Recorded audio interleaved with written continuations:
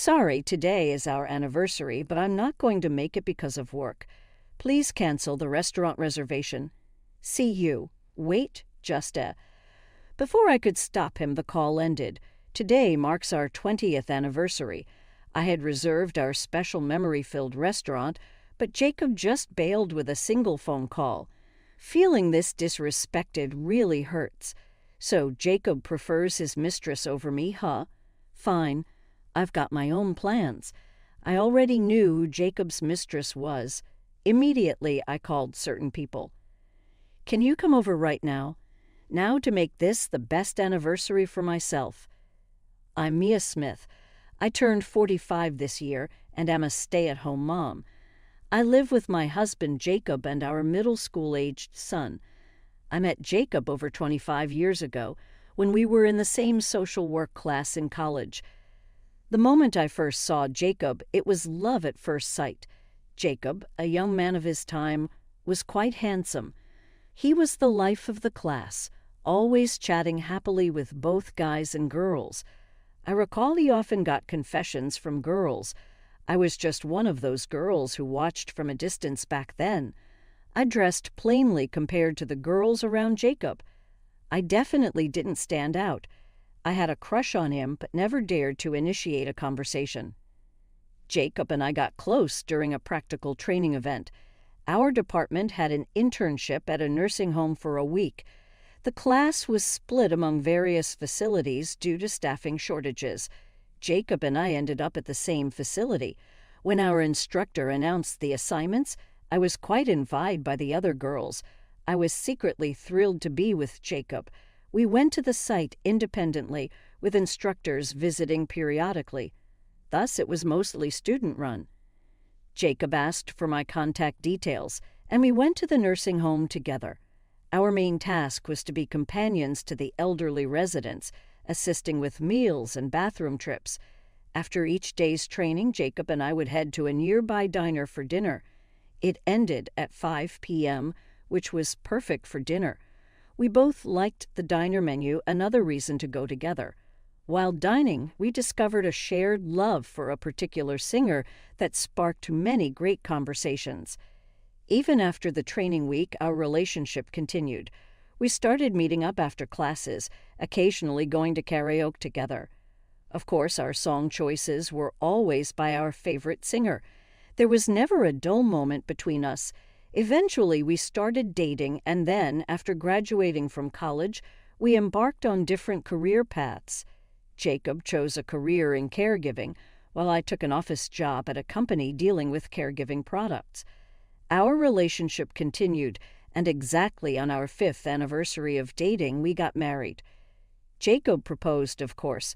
When he proposed, Jacob said, "My job involves night shifts and an irregular schedule. I don't want us to miss out on each other's lives, so would you quit your job and become a full-time homemaker?" My office job was a typical 9 to 5, Monday through Friday. Days off were Saturday, Sunday, and holidays. Jacob, on the other hand, had a more erratic schedule, often having weekdays off. It was hard to match our schedules for dates until we got married. I wanted more time with Jacob, so I decided to quit and become a full-time homemaker. After some time being married, our son Michael was born. Jacob was overjoyed when Michael was born. "Mia, thank you so much. I'm so happy we have a boy," he said with tears of joy. Seeing Jacob like that filled me with warmth. We would become even happier, I believed. But 20 years into our marriage, things with Jacob changed. The sweet air from the beginning of our marriage was gone. Maybe it was because we were financially stretched. Jacob's caregiving job didn't pay much, and with Michael preparing for high school, expenses were high. So I was always trying to save. I'd hop from store to store for cheaper groceries and packed lunches daily for Jacob and Michael. There was no room for my own fashion. I dressed even plainer than in college.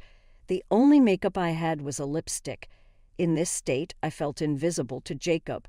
Worse, he sometimes looked at me with puzzlement. Perhaps he thought I had let myself go.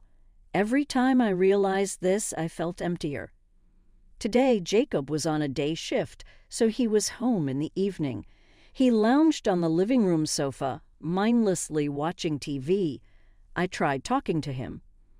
"Jacob, the bath's ready. Why don't you go first? I'll have dinner ready by then." But he didn't respond. Instead, he glared at me silently and headed straight to the bathroom.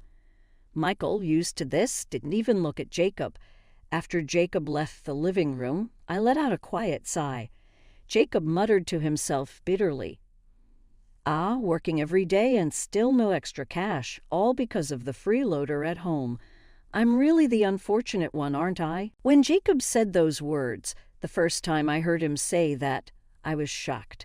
It was Jacob who suggested I become a homemaker when he proposed. It's frustrating to hear him say this now. I understand where Jacob is coming from, though. Our son, Michael, is already in middle school. I have more free time now, so working could ease our financial burdens. I gave Jacob a positive response. "Michael's getting older, and I'll start working too. It's not fair for you to do all the work." However, it wasn't the answer Jacob wanted. He glared at me and yelled, "If you start working, won't the neighbors think I'm a deadbeat? Don't embarrass me." Angry, Jacob went back to his room. I was confused. Michael looked at me, slightly worried. I was stuck in a cycle of not being allowed to work yet criticized for not working. My spirit was gradually wearing down. Then one day Jacob came home in a better mood than usual. He smiled at me as he opened the front door. "I'm home. Bought some donuts. As a treat, eat whatever you like," he said, handing me a paper bag with donuts. "Thanks.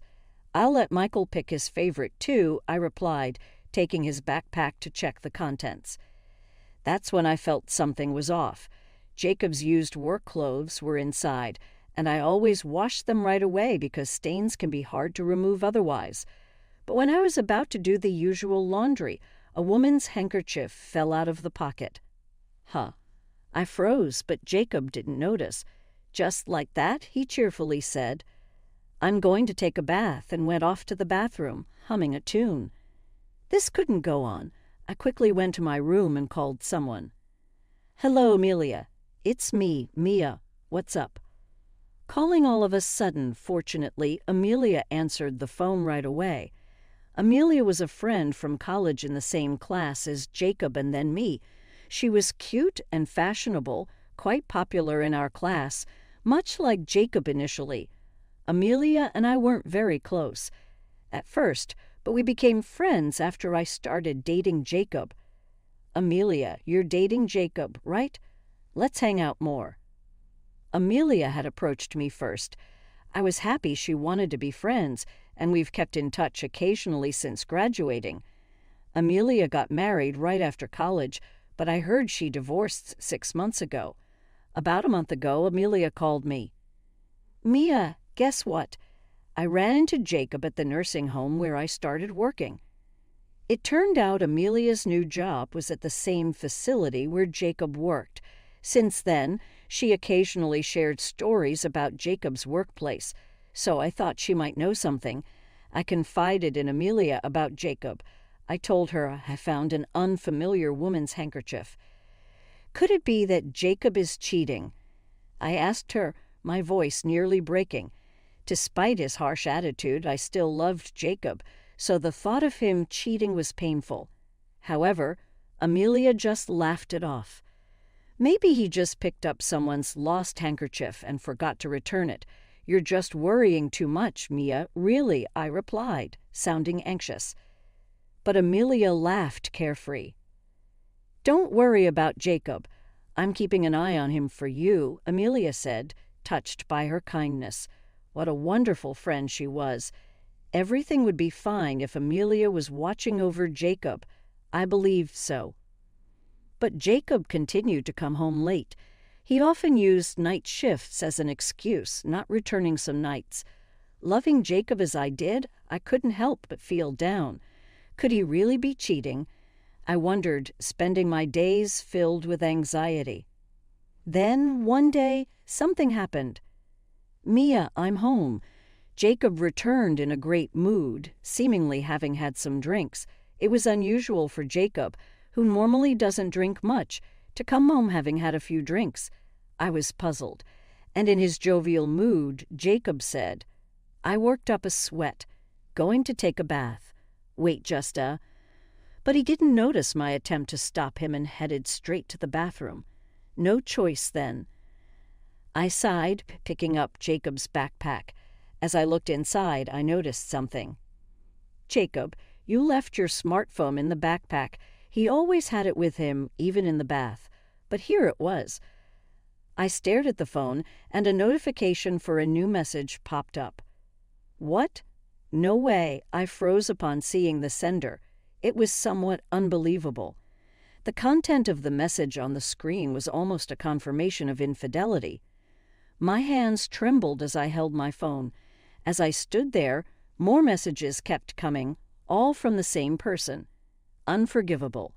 I silently took photos of all the incoming message notifications. Then came our wedding anniversary.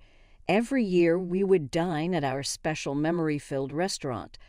Michael was at his grandparents' house for the day. I had splurged and reserved an extraordinary course for the evening. The reservation was for 7:00 p.m. I had told Jacob the time in advance and was waiting for him at the restaurant entrance. 15 minutes before the reservation, I was already there waiting. Despite everything, that he would at least honor our anniversary, I believed so. But my faint hope was soon shattered. My phone rang. It was Jacob. "Jacob, what's up?" I thought he might be running late and hurriedly answered. But Jacob just laughed carelessly and dropped a bombshell. "Sorry, I know it's our anniversary, but I can't make it because of work. Cancel the restaurant reservation. Bye." Wait, just before I could stop him, the call ended. Today marked our 20th anniversary. Despite reserving our memory-filled restaurant, Jacob canceled with just a call. Moreover, he didn't seem to feel guilty at all. Being disrespected to this extent, I was extremely upset. I went into the restaurant, apologized, and canceled. It was a last-minute cancellation. I paid the full amount of the course as a cancellation fee. I was filled with regret, not just about the fee, but also for causing inconvenience to the restaurant. I'm sure they had prepared the course meal already. It's heartbreaking to have caused trouble for our memory-filled restaurant. I had a good idea of where Jacob might be. Recently, I saw a message notification where someone invited Jacob to a dinner at a luxury hotel. He chose his mistress over me. It seemed like a spur-of-the-moment dinner invitation, more expensive and exclusive than the restaurant I had booked. He must be at the luxury hotel having dinner with his mistress right now. Clenching my fists in frustration, I thought, Jacob chooses his mistress over me. Fine. I have my own plans. I already knew who Jacob's mistress was. It was time for action, to turn the tables on him.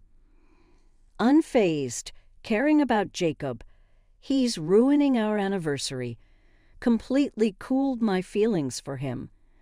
I'm going to get my revenge. I emailed Jacob. Michael and I are going to have a Christmas party at my parents' place. We'll stay over and come back tomorrow evening. The luxury hotel was likely just for dinner. So if I said this, Jacob would probably bring his mistress home. Sure enough, Jacob replied soon after. "Sorry, have a nice time with Michael and your folks. I'll relax at home alone after work." Jacob seemed completely unsuspecting. He's so clueless, I thought, gripping my smartphone. Then I immediately called certain people. "Can you come over right now?" All I had to do was make this the best anniversary for myself. I smiled slightly. The intended people arrived within 30 minutes to an hour. They were Jacob's and Amelia's relatives, plus there was one special guest. "Mia, why did you suddenly call us over? And why are Amelia's mom and others here?" my mother-in-law asked, looking puzzled as she entered the house. Jacob and Amelia's mothers knew each other because our college had a PTA where parents got to know each other. It was a small college, and Jacob, Amelia, and I were all in the same class. There were many events like college festivals and presentations fostering interactions among parents. So my mom knew Amelia's mom, and I got her contact from my mom. It's surprising to be called over suddenly with all the relatives, Amelia's mom said with a wry smile. But she wasn't angry and had brought Amelia's father and grandparents along. Could you look at this? I swiftly showed the smartphone screen to Jacob and Amelia's relatives. It was the chat notifications on my smartphone that Amelia had sent to Jacob. The messages were like, "I have an invitation to a dinner at a luxury hotel. Let's go on a date, and it's your anniversary with Mia, right? You'll prioritize your lover, me, of course." What is this? My mother-in-law's expression turned pale, a complete shift from before. It was her own son, Jacob, caught in infidelity. She must be feeling anything but calm. Jacob's father and other relatives also seemed to harbor feelings of disgust. Since my in-laws always had a good relationship, this might be especially hard for them. Amelia's mother looked bewildered. Amelia, being the mistress, her face turned ashen looking, like she might collapse at any moment. If Amelia's father hadn't been there to support her, she might have fainted. Amelia's grandmother also wore a look of disbelief, as if she couldn't believe what she was seeing. Almost everyone was on the verge of panic, and I calmly informed them. Jacob and Amelia are having an affair. Today was our wedding anniversary, but Jacob canceled our plans to have dinner with Amelia at a luxury hotel instead. I thought Jacob and Mia were doing well, my mother-in-law said, shocked and on the verge of collapsing. My father-in-law's face turned red with anger towards Jacob. I felt a bit pleased. That they were angry on my behalf, seeming to take my side as the daughter-in-law, Amelia's parents, were too shocked to speak, perhaps not wanting to believe it. The other relatives seemed to feel the same, but exposing them here wasn't the end. I needed to make one final move to make this the best anniversary for myself. I quietly told Jacob and Amelia's relatives Jacob and Amelia should be returning soon. Can you all please wait here with me? Everyone nodded silently to my request. After a while, I'm home. Looks like nobody's here, though. Hello, coming in. Jacob and Amelia returned home looking very cheerful. Jacob seemed to be in a good mood, possibly from drinking. Amelia seemed happy to be at the house, also in high spirits. Welcome back. I greeted them quietly. Instantly, Jacob and Amelia panicked. What? Why are you here, Mia? Weren't you supposed to be at your parents' house today? Jacob said, clearly bewildered. You're lying. That's just wrong as a person. Jacob started to confront me. Then my mother-in-law burst out of the living room, standing between me and Jacob. Jacob, you're having an affair with Amelia, and you canceled your anniversary with Mia.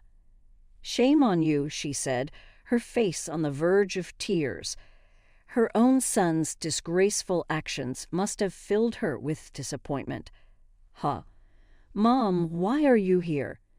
Jacob was visibly shaken by his mother's presence.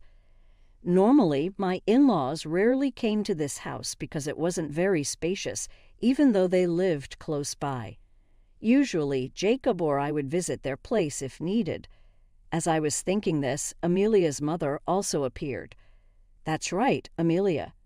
You're grown up and now Jacob's mistress. Just divorced and already this. Mom, why are you here? Amelia was bewildered, her face a picture of confusion. I got a call from Mia.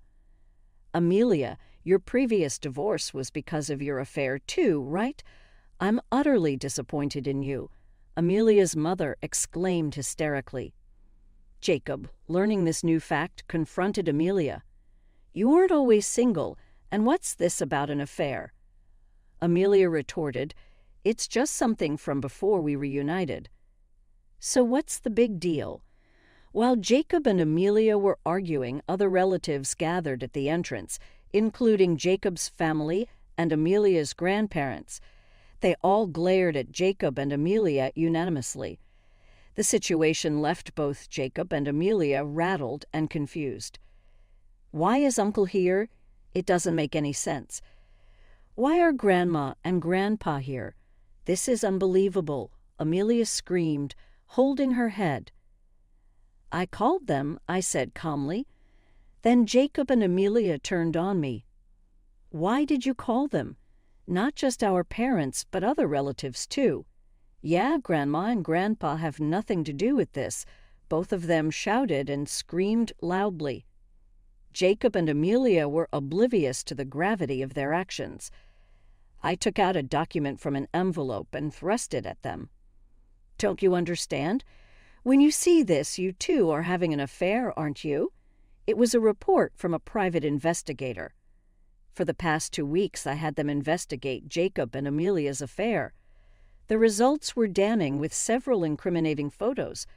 Recently, Jacob had been saying, "I won't come home tonight due to the night shift," but most of it was a lie. He had been repeatedly going on dates with Amelia. It was utterly infuriating reading the investigation report. Jacob and Amelia's faces turned pale. This is, Jacob stuttered, unable to come up with an excuse. His voice trembled slightly. Amelia was also pale. Why are there photos like this? She muttered. Then, in front of everyone, she began to tear the investigation results into pieces. Amelia, what are you doing? Amelia's mother desperately tried to stop her, but Amelia ignored her. After tearing up the papers completely, Amelia laughed. It's funny now. There's no evidence of the affair. Mia, you're so naive to give away important proof like that. Amelia, you're a genius. I said, it's too cocky, and that's why this happened. Reflect on it a bit, Jacob said, seemingly pleased. What a thing to do. Amelia's mother was in shock, but exposing them here wasn't the end. I needed to make one final move to make this the best anniversary for myself. I quietly told Jacob and Amelia's relatives Jacob and Amelia should be returning soon. Can you all please wait here with me? Everyone nodded silently to my request. After a while, I'm home. Looks like nobody's here, though. Hello, coming in. Jacob and Amelia returned home looking very cheerful. Jacob seemed to be in a good mood, possibly from drinking. Amelia seemed happy to be at the house, also in high spirits. Welcome back. I greeted them quietly. Instantly, Jacob and Amelia panicked. What? Why are you here, Mia? Weren't you supposed to be at your parents' house today? Jacob said, clearly bewildered. You're lying. That's just wrong as a person. Jacob started to confront me. Then my mother-in-law burst out of the living room, standing between me and Jacob. Jacob, you're having an affair with Amelia, and you canceled your anniversary with Mia. Shame on you. In the end, Jacob chose Amelia over his long-term partner, me. And Amelia, if you hadn't planned a dinner on our anniversary, none of this would have happened, I said, glancing at Amelia, who clenched her teeth in frustration. I continued, what were you thinking when you advised me? Did you think you had the upper hand? Well, now you're in a predicament, aren't you? I chuckled softly. Damn it! Amelia looked truly upset. She thought she was better than me, and yet she was outplayed. And while Jacob and Amelia were visibly frustrated, they suddenly noticed a certain person standing before them. Why is the nursing home director here? Jacob muttered. Amelia turned pale upon seeing the director. I answered with a smile, today's special guest. Not a relative, but in a way responsible for you too, right? That's why I secretly invited him. Huh? Jacob uttered in disbelief. Amelia was pale. Knowing Jacob's workplace, it was easy to find the contact details. I was unsure if the nursing home director would come, but upon explaining the situation, he'd immediately agreed, saying, "I'll be there." He felt a sense of responsibility as he had hired Amelia. Upon arriving, the director immediately apologized. "I'm sorry for the trouble caused to you," he apologized, "but it was Jacob and Amelia who were at fault." I reiterated this and asked the director for his help. He readily agreed to. Then the director began to speak calmly. "I'm disappointed in both Mr. Smith and Miss Wilson, especially Mr. Smith, who has a wife." He sighed deeply. "This is not an affair. This is not an affair. It's just a way for the staff to get to know each other," Jacob stuttered, trying to make an excuse. Amelia nodded desperately, in agreement. However, the director held a copy of the investigation report I had given him, leaving no room for escape. "You call this getting to know each other?" The director opened a page, revealing a photo of the two embracing. Ah! Jacob slumped to the ground, seemingly drained of strength. Amelia looked utterly hopeless. "Mr. Smith and Miss Wilson will be on suspension starting tomorrow. Prepare for further appropriate actions," the director firmly informed them. "No, please, director. I absolutely don't want to lose my job," Jacob pleaded, trying to cling to the director. "I don't want this either. I finally got employed. If I lose this job now, I'll be lost," Amelia said and cried bitterly. Despite the chaos, I turned to Jacob. "Jacob and I are getting divorced. Michael's custody will be mine, of course. You agree, right?" I said with a smile to Jacob. He had neglected his family to this extent, so surely Michael and I weren't needed anymore. But Jacob was unwilling to accept it. "We can't divorce in this situation. I might lose my job." And it was serious with Amelia, just a moment of madness. Jacob reacted strongly to his words. "Huh? Jacob, you said you would divorce Mia and marry me." I believed you. Shocked by Jacob's rejection, Amelia finally broke down into uncontrollable sobbing. Her mascara smudged, making her face a mess. Yet Amelia continued to cry, but there was no sympathy for Amelia. Her parents looked at her with cold eyes. Jacob, too, found himself without any allies. His parents and relatives were casting blameful glances at him. Jacob faltered under such circumstances, stammering, "No, this is." Watching Jacob's comical disarray inwardly amused me, and I said, "Since Jacob's affair is the cause of the divorce, I'll be claiming alimony and child support. And of course, I'll be demanding compensation from Aya as well." The mention of alimony elicited an exaggerated reaction from Jacob. "Alimony and child support with my meager salary. There's no way I can pay that." "Be reasonable." Even Amelia, who had been crying, glared at me and yelled, "Right, there's no way to pay with such a low income." "Do your research before you say such things." I couldn't help but laugh at their remarks, complaining about their low salaries in front of their employer. The director's popping was clearly upset.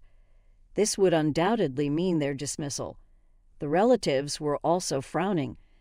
Severe consequences awaited the two. "In a way, this turned out to be the best anniversary," I said with a smile. Soon after my divorce with Jacob was finalized, he resisted a lot. But there was irrefutable evidence. He pleaded several times during our time at home, "Let's not divorce. Let's live as before," his face almost in tears. But neither I nor Michael had any intention of that.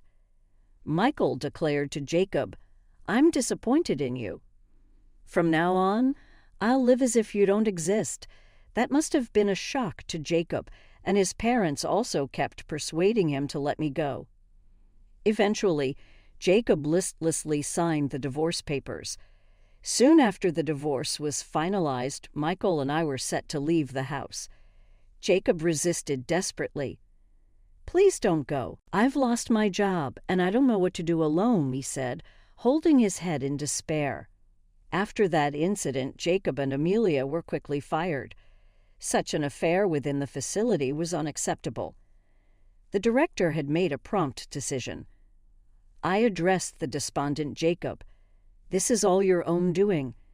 Anyway, you and I are now strangers. Just make sure you pay the alimony and child support," I informed him matter-of-factly. However, Jacob clung to me desperately. "I've been disowned by my parents. My relatives look at me coldly. I have no money, and there's no way I can afford alimony or child support," Jacob said, crying bitterly. For Jacob, who had always been at the center of attention, being alone must be difficult. But it's his own fault, and he needs to reflect and pay for his actions. Amelia managed to pay a standard amount of alimony, with her parents covering it. She's supposed to repay them now, though. Amelia hasn't been disowned by her parents and relatives, but she's facing a thorny path ahead. The affair scandal was quite disgraceful. She'll likely face comments from relatives at every turn. Amelia is now working day jobs to pay back the alimony her parents fronted. The work is tough, and at her age, she's bound to struggle for a while. After that, I returned to my parents' house with Michael. My parents were very worried, and I felt truly sorry. But I couldn't stay down. I immediately started job hunting. Finding a job as a former homemaker wasn't easy. I couldn't get past the document screening, and even when I finally got an interview, I didn't get the job. I cried over rejection letters. But after applying to dozens of companies, I finally got hired. The job was with a housekeeping service focusing on cooking dinner and cleaning. This was something I could do using my experience as a homemaker. My parents and Michael are supportive. There were many new things to get used to, but